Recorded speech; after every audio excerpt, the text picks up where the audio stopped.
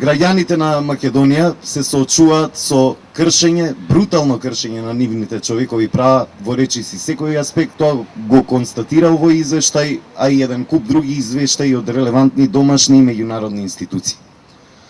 Почнувајќи од полициската бруталност, бевме сведоци пред неколку дена повторно на такво нешто, каде што директорката на Хелсиншкиот комитет беше оттурната брутално од еден полицаец на минато неделниот марш против сиромаштијата, кога директорката на Хелсиншки комитет бива оттурната од полицаец без никаква одговорност. Гледаме, не знаеме всушност како ќе реагира на тоа МВР и како ќе реагираат институциите, но поминуваат денови, гледаме дека нема ниту изјава, ниту ништо кое што упатува дека таму некој размислува на одговорност. Ни кажува всушност како системот си наумил да си ја тера својата работа и да си ги врши овие валкани дејанија кои што ни го загорчуваат животот на сите.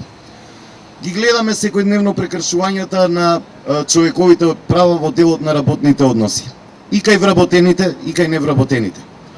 Ги гледаме бруталните прекршувања на човековите права на граѓаните со тоа што им се оневозможува да бидат информирани реално за тоа што се случува во Македонија.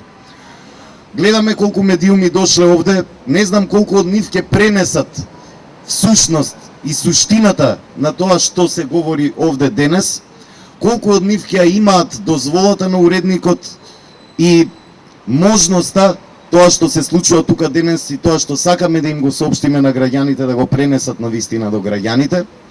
Гледаме што се случува во медиумите со бркање на новинари, на уредници, со преместување на новинари од нивната природна позиција каде што пишуваат за публиката. Една наша колешка беше деградирана да работи во дистрибуција и да оди по трафик и да забележува колку копии од весникот биле продадени.